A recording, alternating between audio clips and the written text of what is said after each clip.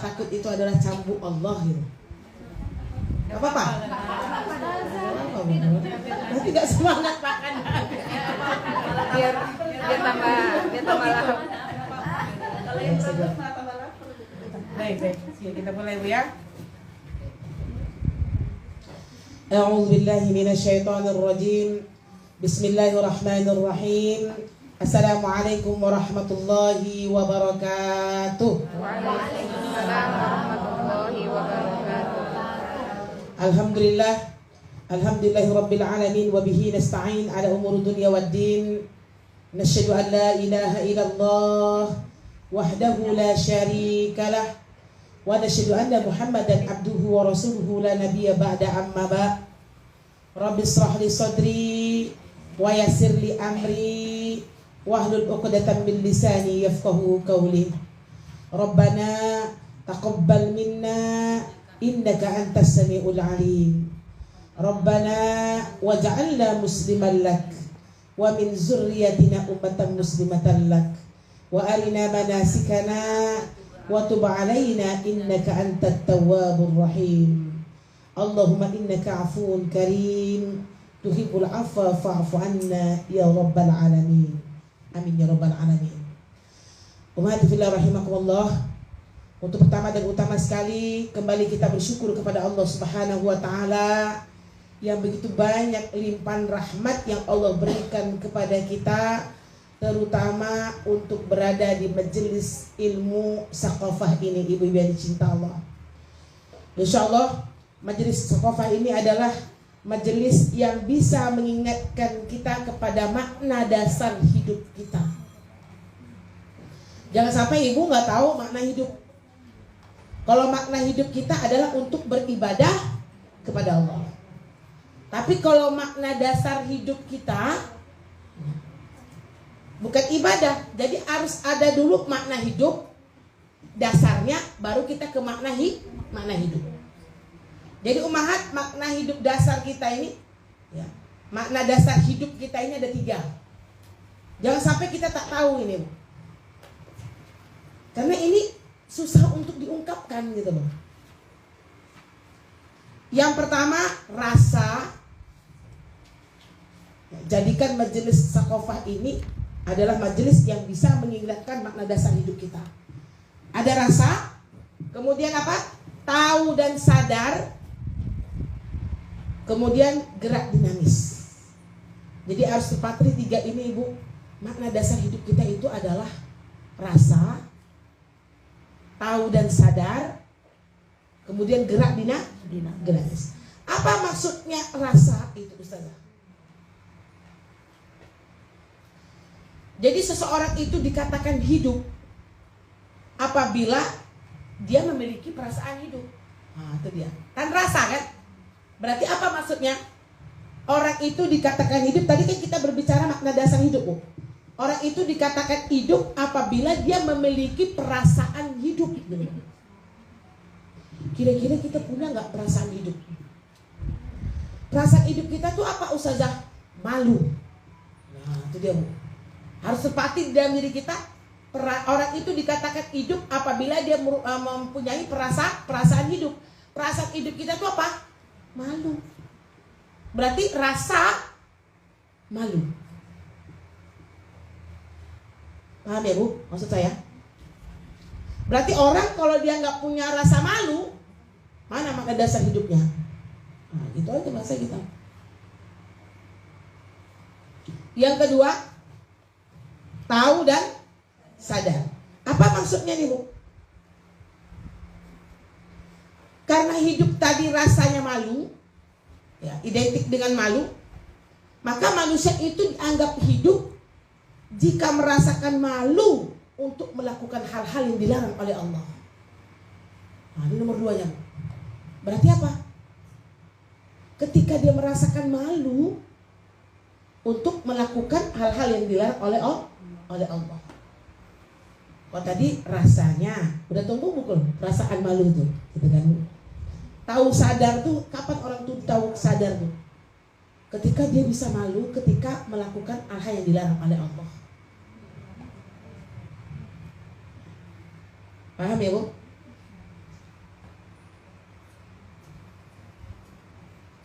Kadang-kadang kita punya perasaan tapi tak tahu dan sadar. Tak tahu dan tak sadar gitu. Jadi orang itu dikatakan hidup apabila merasakan malu untuk melakukan hal-hal yang dilarang oleh Allah. Yang ketiga, gerak dinamis. Apa gerak dinamis ini? Allah menganggap orang ini hidup, yang nomor 3 nih, apabila dia mampu memberikan manfaat terhadap orang yang ada di sekelilingnya. Maka geraknya dinamis. Allah nggak mau orang gerak begini nggak gerak gitu. Jadi kita berada di Saung Sakofah ini supaya menjadi orang yang geraknya dinamis. Bisa nggak kita mentransferkan ilmu yang sudah kita dapatkan tadi bermanfaat bagi orang lain? Ya, kelebihan-kelebihan yang kita miliki bisa nggak bermanfaat bagi orang lain? Bukan hanya ilmu, kan spesial kita macam-macam kan. Ini dari situ Allah kelebihan yang Allah berikan kepada kita. Kira-kira ya, 3 makna dasar hidup ini Ibu punya nggak? Punya ya. Tapi nggak 100% kan? Kalau kita malunya tinggi, rasa atau perasaan hisiahnya itu terasa gitu, pasti kita malu untuk melakukan hal yang dilarang oleh Allah.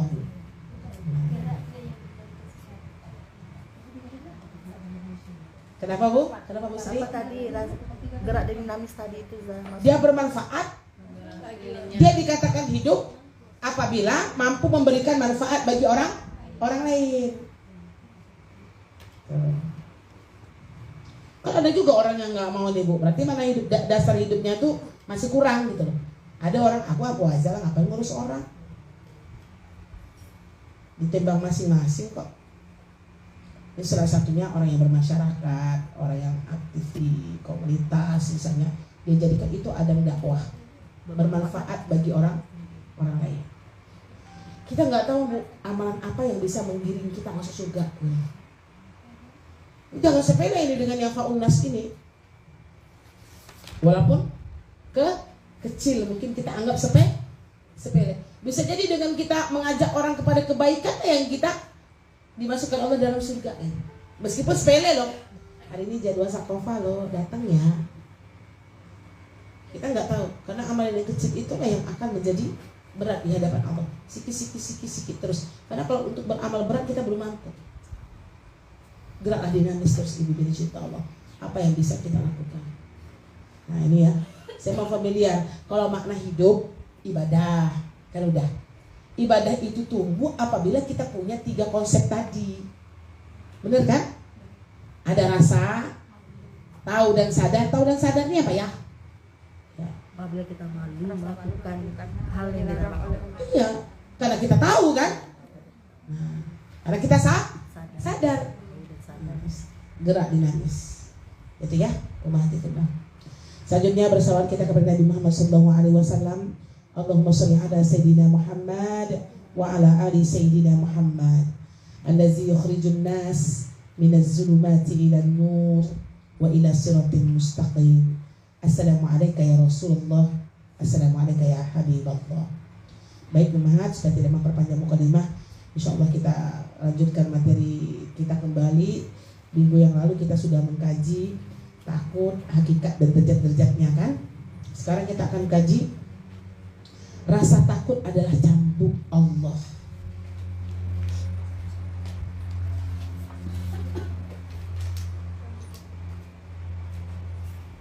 Baru obatnya.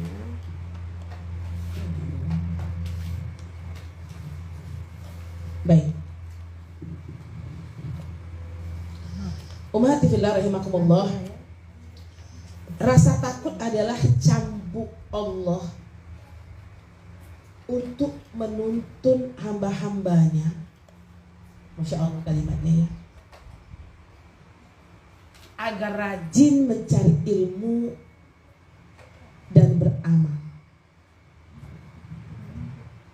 Nanti kita contohkan ya. Rasa takut adalah cambuk Allah. Kata di judulnya gitu kan?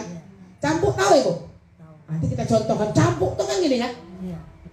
Jadi rasa takut yang ada di dalam diri kita itu merupakan cambuk Allah buat kita gitu loh. Jadi rasa takut adalah cambuk Allah untuk menuntun kita ya, agar rajin mencari ilmu dan beramal. Berarti ibu datang mencari ilmu di Sekofah ini karena rasa takut ibu kepada Allah dulu gitu. Dan beramal. Berarti cambuk Allah dengan takut ini dua. Yang pertama apa tadi, Bu? Supaya kita rajin mencari ilmu dan supaya kita rajin beramal. Nah, jadi kita kalau mau rajin cari ilmu, mau rajin beramal, harus ada perasaan dulu takut kepada Allah. Kita nggak berbicara mahabbah dulu deh, mahabbah belum sanggup saya bilang kan, Bu. Kita bicara takut dulu, habis takut nanti baru mahabbah. Ya, nah. Jadi cambuk kita contohkan ya. Mic-nya kenapa ini? Ya, ibu dan cinta Allah. Kenapa? Karena dengan dua hal ini, ya, apa tadi dua halnya, Bu? Mencari ilmu dan beramal ini, kita akan mendapatkan pahala dan taqarrub kepada Allah. Nah, dari sini dulu dia datangnya.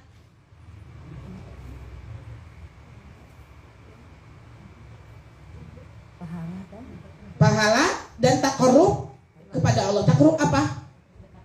Mendekatkan diri kepada Allah. Bisa nggak sih orang mendekatkan diri kepada Allah tanpa ilmu? Bisa nggak orang ya beramal tanpa ilmu gitu ya? Nggak bisa, Bu.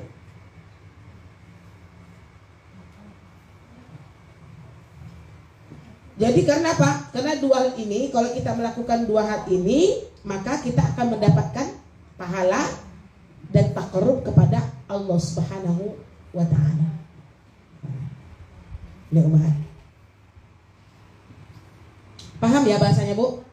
Masih mudah nih kan terjemahnya kan? Berarti apa tadi, Bu? Kita ulang.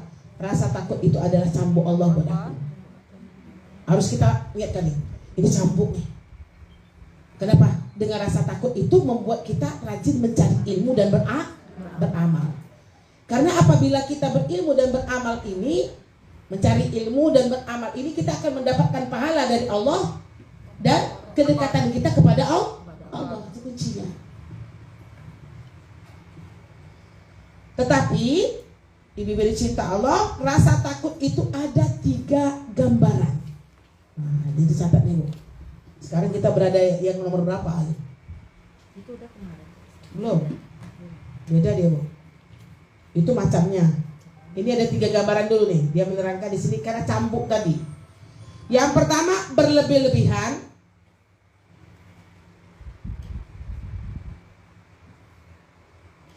Yang kedua di tengah-tengah. Ada standarnya nanti, Bu. Yang ketiga meremehkan. Pasti ibu nggak ngaku meremehkan ya. Saya nomor 2 aja Lazah. Padahal mungkin kita nomor 3, Bu. Ya, akhwatibillah. Berlebih-lebihan, apa lagi, Bu? Tengah-tengah. Ya. Yang paling baik itu adalah yang mana? Ya, nanti kita kaji dulu. Ya. Jadi ini, Bu, kita contohkan ya. Tadi kan cambuk ya.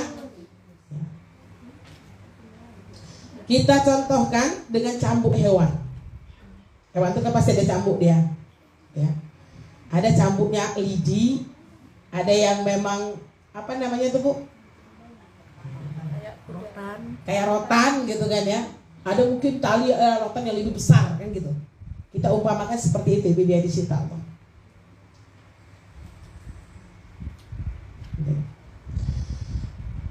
Jadi yang terbaik bagi hewan itu adalah tidak lepas dari cambuk. Saya baca dulu. Tidak berlebih-lebihan di dalam memukul adalah terpuji. Tidak terlalu meremehkan rasa takut juga terpuji. Jadi seperti orang yang sudah terpengaruh hanya mendengar ayat-ayat Al-Quran atau sesuatu yang mengharukan, lalu dia nangis. Namun, sebentar saya baca dulu ya. Jika penyebab ini hilang, dia pun kembali menjadi lalai. Kita bacakan dulu ya, nanti baru kita bisa kesimpulkan ya Bu. Dia pun kembali menjadi lalai. Ini namanya rasa takut yang terbatas, tipis dan lemah manfaatnya.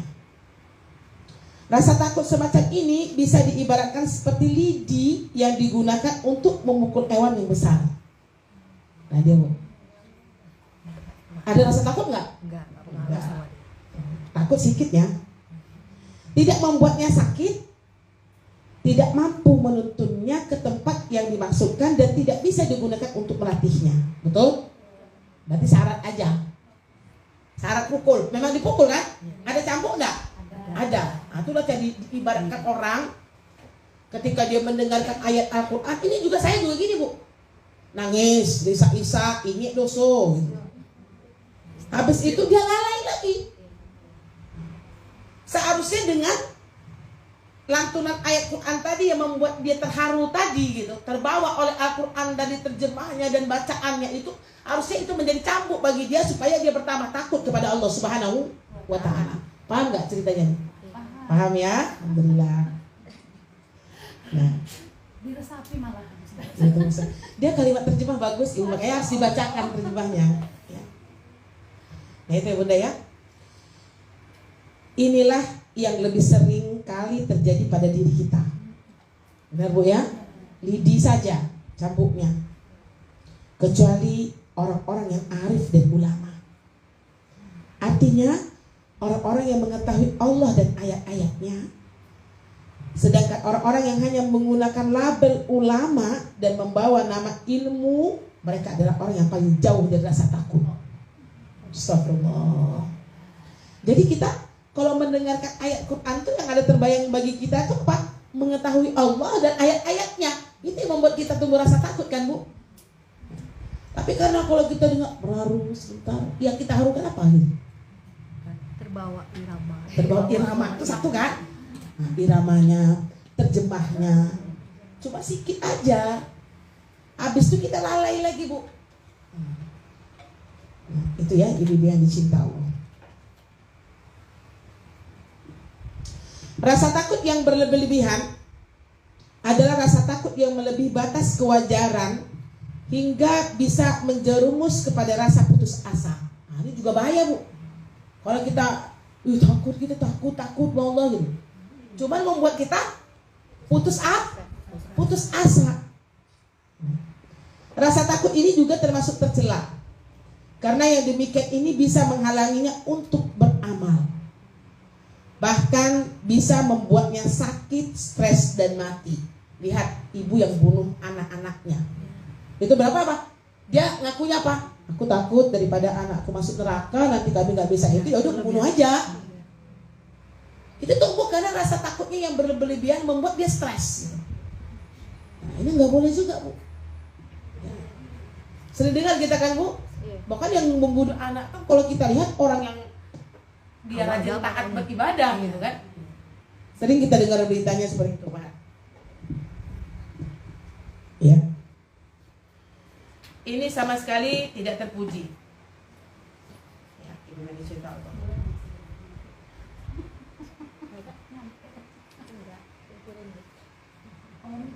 Kenapa?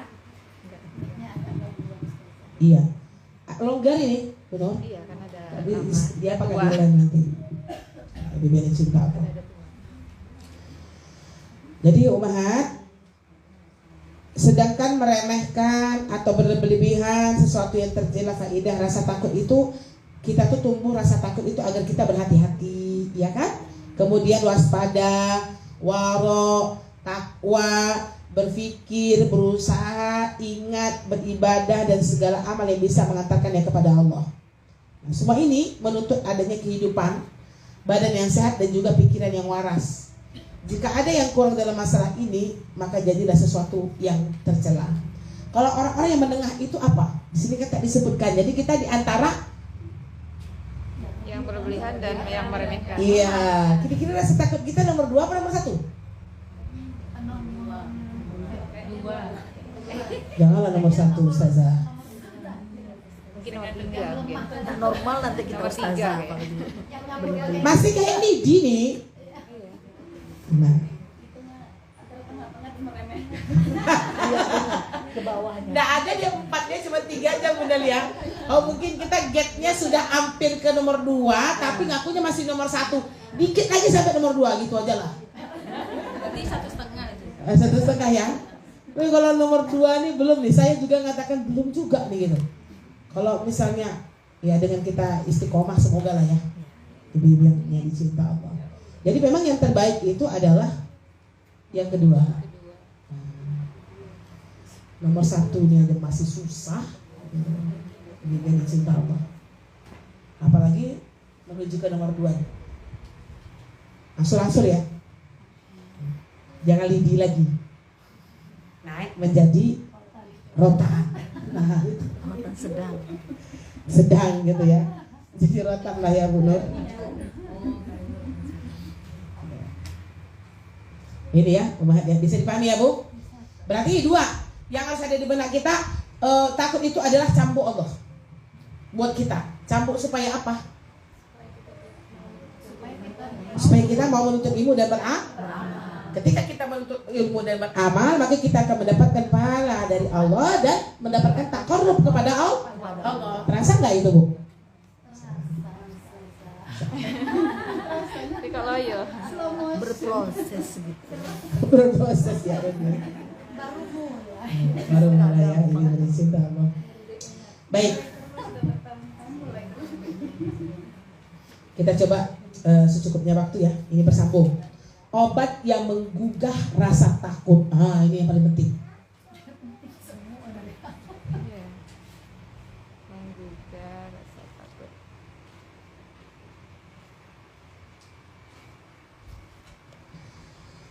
Menggugah rasa takut itu bisa ditempuh dengan 2 cara. Satu dulu lah hari ini. Contoh, saya buat contoh dulu Bu. Seorang anak kecil sedang berada di dalam rumah sendirian. Ya. Lalu tiba-tiba ada binatang buas atau ada ular yang masuk. Boleh jadi anak itu nggak takut. Kenapa? Bahkan dia ya menjulur tangannya, memungut ular tersebut dan bermain-main dengannya. Tetapi ceritanya luar biasa nih Bunda. Tapi ketika saya baca ini, Masya Allah ya. Jika di sisi anak itu ada ayahnya, lalu ayah itu lari dan takut, tentu anak itu pun akan lari dan takut pula. Tapi waktu nggak ada ayah kan, Dia main sama ular. dia main aja kan dengan ular itu. Anak takut karena ayahnya juga takut. Kenapa anak tadi takut? Karena ayahnya takut, ayahnya lari, dia lari juga gitu. Ayah takut karena berdasarkan pengetahuan. Masa ilmu. Benar? Jadi kalau anak takut Karena ayahnya dia tidak dilandasi rasa ilmu ada pengetahuan, tapi hanya sekedar ikut ayahnya lari. Kok lari ayahnya? Kok lari juga lah kan gitu. Ilustrasi luar biasa Bunda. Kira-kira rasa takut ibu yang mana? yang enggak lah, yang kalau kita udah dewasa ustazah, kalau kita udah besar ustazah mungkin ada ilmu ya, berarti takut karena ada ilmu atau ada Gak ada tingkatan umur. Gak tentu Bun. Yang dewasa pun di dalam dia beramal bisa jadi. Maka yang pertama ya 2 gambaran nih. Yang pertama orang ada takut karena azabnya Allah, dan yang kedua memang takut terhadap Allah. Beda dia Bu. konsekuensi. Apa pertama Bu? Kan tadi ada obat yang menggugah rasa takut kan? Kita bilang tadi ada 2 cara kan? Yang pertama berarti takut kepada azabnya, yang kedua takut terhadap Allahnya. Ibu takut yang mana? Azab ustazah. Nah, Setelah yang pertama baru yang kedua. gambaran anak tadi kan, dia takut tapi dia tidak punya ilmu gitu loh Bu, karena ayahnya pergi gitu kan. Kalau dia tahu ular itu berbahaya gitu kan, pasti dia nggak main sama ular gitu. Gitu. Coba lah, ngaku tadi nomor 1 kan, memang nomor 1 kok kita. Nah, takut kepada azabnya. Kita coba. Ini merupakan rasa takut secara menyeluruh yang menghinggapi manusia. Wajar, ini nomor 1 nih, semua kita punya rasa takut ini ya teman-teman. Yang dengan iman mereka bisa masuk surga dan bisa masuk neraka, kan sesuai dengan kadar iman kita. Sebagai ganjaran dari ketaatan dan kedurhakaannya. Rasa takut ini melemah karena iman yang juga melemah, atau kelalaian yang menguat. Lalai, nafsunya tinggi gitu ya. Untuk mengenyahkan kelalaian tadi bisa dilakukan dengan ingat dan memikirkan siksa akhirat. Inilah yang kita miliki.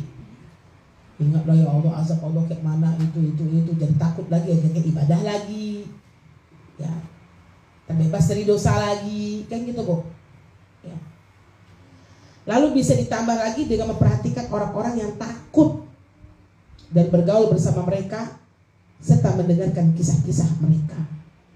Berarti apa ya, dia mengenyahkan kelalaian tadi, ketakutan tadi, dengan memikirkan siksa akhirat.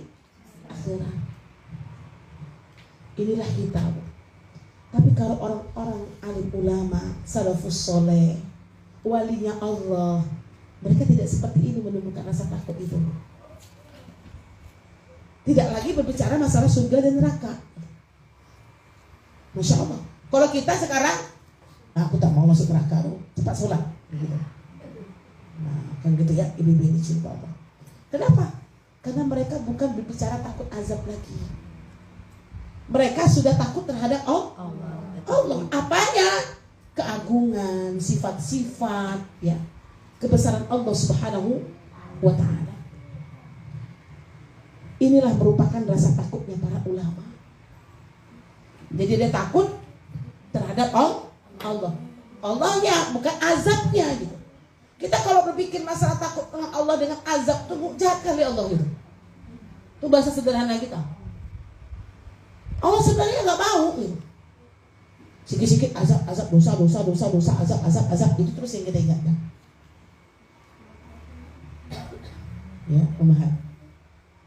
Kita coba bacakan ini.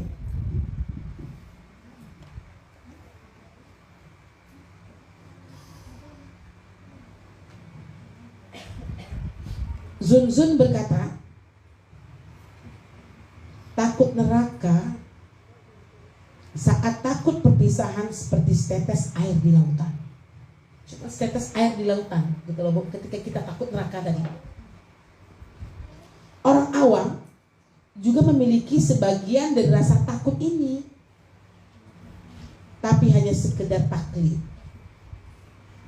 yang tak ada bedanya dengan ketakutan anak kecil terhadap ular. Karena ikut-ikutan ayahnya. Kembali ke cerita tadi Bu. Karena itu rasa takut ini lemah.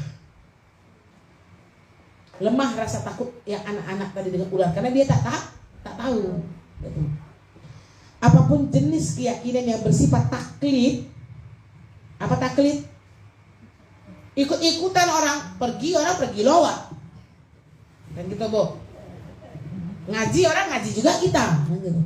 Pokoknya dia tuh taklid aja, cuma nggak punya ilmu. Pokoknya ikut aja. Ya, ini cinta Allah. Biasanya adalah lemah. Makanya ilmu tadi di awal campur itu penting. Kecuali jika memang keyakinan itu menguat karena terus-menerus menyaksikan sebab-sebab yang menimbulkan keyakinan itu. Entah dengan memperbanyak ketaatan ataupun menjauhi kedurhakaan. Jika seorang hamba menjadi tinggi kedudukannya karena mengetahui Allah, tentu saja dia akan merasa takut kepadanya. Dan dia tidak membutuhkan obat yang menggugah rasa takut di dalam hatinya. Jadi orang kalau udah kenal kali sama Allah, nggak perlu lagi obat untuk menggugah rasa takut yang ada di dalam hatinya. Kalau kita selalu mengkonsumsi obat, masih seperti itu rasa takut kita. Tapi seorang wali Allah itu ya, mana ya, Masya Allah. Susah nyebutnya karena kita bukan wali Allah gitu. Tapi ciri-cirinya kayak gitu kalau wali Allah tuh. Saya kalau diskusi sama abinya gitu, beliau tuh kalau sholat tuh nggak ada lagi mikirkan pahala. Kalau saya masih.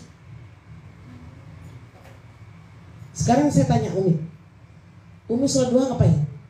Biar dilancarkan istana di surga, luar rezeki. Nah itu kan Bu, kan pasti kayak gitu tuh tingkatan ibadah kita. Ya, ini biar dicinta Allah. Kalau saya enggak, kata abinya, ya sholat itu kenikmatan aja, rasa dekat kita kepada Allah. Kapan lah saya kayak gitu ya? Jadi nggak ada beban nih, nggak ada beban. Kenapa suami saya bilang begitu Bu? Karena saya kalau suruh anak sholat itu beki-beki. Dah azan, masjid muslim. Sulaiman. Ya, nggak ada ya, nanti kalau maghrib semuanya udah mandi. Kalau nggak marah Umi, yang gitu Bu. Pesannya apa? Umi selalu menanamkan ibadah itu rasa takut kepada anak. Enggak, Abi bukan salah. Umi hebat. Anak saya kan anak marah saya Bu, anak suruh anak tuh, kayak gitu kan. Balik lagi kan Bu. Balik lagi gitu. Jadi ketika dia ada kuliah subuh dengan muslim itu anak bujang ini pun, ya Allah, kalau bangun ini berapa kali Bu? Sama berarti kan? Iya. Tapi sejak dia dapat kuliah abinya itu Bu, menumbuhkan bagaimana Slim ibadah tuh kayak gini loh Slim. Sekarang saya udah gak bangunin lagi. Hebat abinya menyampaikan itu kepada dia. Sudah nggak saya bangunin lagi Bu sekarang. Baru berapa bulan tapi baru gitu. Progresnya bagus. Bagus progresnya Bu. Abi aja ngisi di sini, kami rajin belajar. Boleh juga sekali-sekalian kajian hati ya. Dia bagus dia kalau mengerti. Abi itu kelebihannya tuh kita ruh. Kalau ruh saya akui itu. Dia kalau ngasih ngisi ruh tuh masuk tuh. Didampingi Ustaz. Ya, nggak didampingi nggak apa-apa. Nanti Jadi dia tuh kitab ruh tuh Bu Nur, di mana-mana saya lihat kalau dia ada kaji kitab ruh semua ibu-ibu bilang jempol. Nah, makanya kok penasaran. Masuk dia kalau ruh ya. Di bintang 5 ada. Dia orangnya datar. Tapi kalau bilang ruh tuh dia bagus. Kalau saya ruh kan kurang. Karena kitabnya dalam. Kok nggak tobat-tobat kami maksudnya Ustaz? Iya memang benar Ustaz, susah mengistimewakan. Karena itu sekali-sekali ya. Kalau dia lagi kasih di kampus. Anak saya masuk 3 bulan lah. Nggak perlu lama. Nah, muslim. Yang 3 bulan sejak 3 bulan inilah sholatnya tuh ke masjid itu saya nggak biasanya wanti dulu. Selain itu gitu udah mulai tilawah udah tahu, nggak saya suruh lagi, udah mulai. Biasanya Sulaiman ambil kartu, ayo ngaji. Biasanya kayak gitu Bu. Sekarang habis maghrib dia udah ambil Qur'annya nih. Jadi gimana caranya? Yang ngajarin abinya, yang praktekinnya saya. Paham ya Bu? Dia bilang sama anaknya, tapi yang ngajar ngajinya saya. Kan curang juga. Ya minimal bagi tugas lah kita. Anak-anak dari itu sekarang Umi yang ngajar ngaji. Ada Bu, ketika dia menyampaikan itu gimana ya? Dekat dia dengan Allah tuh udah nggak udah lain gitu. Kalau saya tuh masih kayak ibu sama kita. Kalau ibu kan kayak gitu kan. Nah, dia suka dengerin Gus Baha. Coba deh buka-buka kadang-kadang Gus Baha tuh bagus ya. Kalau untuk dalam akidah Bu Fir. Nah dia apa? Kita kan walaupun kita seorang guru, kita harus juga berguru untuk mengapakan dengan ilmu yang kita miliki gitu. Jadi itu kan simpel kan? Mengenalkan, tapi yang dia bahas pasti dekatnya sama Allah tuh kayak mana? Dekatnya sama Allah tuh gimana? Dekatnya sama Allah gimana? Kayak gitu. Cara dekat itu kepada Allah. Nanti ya, insya Allah. Tadi ngajar. Karena dia resah lihat saya. Kan saya suaranya besar. Jadi beliau dengan suara besar tuh apa namanya tuh? Udahlah, jangan meki-meki. Meki aja nggak bisa. Sama nggak Bu? Iya. Nah, apalagi halus-halus, tapi halus-halus tuh Malah betul. itu. Tapi belum bisa. Jadi selalu udah siap subuh tuh udah duduk sama abinya. Ya dulu ya Allah berantem terus. Slim masa sholat subuh dibangunkan juga Slim. Iya Mi, saya tahu ya. Kan saya sholat. Kayak gitu ya Bibi yang disitu. Ya. Ya. Udah habis waktunya nih, Bu Rafi. Iya. Udah cukup dulu saya. PR lagi. Ini masih bersambung. Subhanallah. Cukup lah ya, Ibu Bini cinta Allah. Semoga penting ngaji-ngaji ruh tuh. Kalau sholat biasanya suatu kebiasaan dilakukan mengharapkan pahala. Saya Itu dia. Saya duha, karena kita terbiasa aja. Belum ya, itu saya masih tarik itu sama Bu kita. Belum kebutuhan. Kalau untuk tujar tuh udah mulai berkurang lah. Kan gitu kan Bu. Tujar itu udah mulai berkurang. Tapi rutinitas udah kok refleks aja kita melakukan itu tingkatan kedua lah gitu kan. Kita mau jadi tingkatan ketiga. Nah, nggak saya berbagi ini sebagai motivasi Bu. Apinya kalau ngaji sudah dengan tafsir, kalau saya enggak. Jadi udah ngaji itulah sudah menjadi kebutuhan jadinya kan. Dia kalau ngaji kondisinya baru satu halaman itu baca tafsir ya bahasa Arab ya. Kalau ngaji dia kayak gitu, ngaji satu halaman, dia ada satu halaman. Saya enggak, satu juz satu hari. Gitu. Itulah bedanya kita dengan orang yang sudah ruhnya sudah mempelajari dalamnya pengenalan dengan Allah. Gitu.